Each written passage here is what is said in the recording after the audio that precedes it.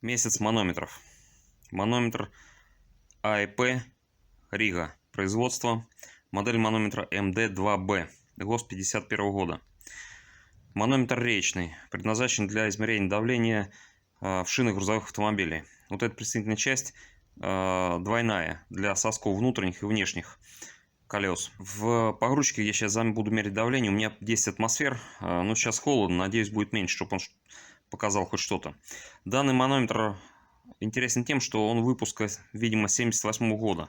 Хотя я, например, вчера с ребятами созванивался. То есть мы всегда считали, что данные манометры выпускались до конца 60-х, пока не пошел грузовой манометр МД-13, а затем МД-13Б. Так, пробуем.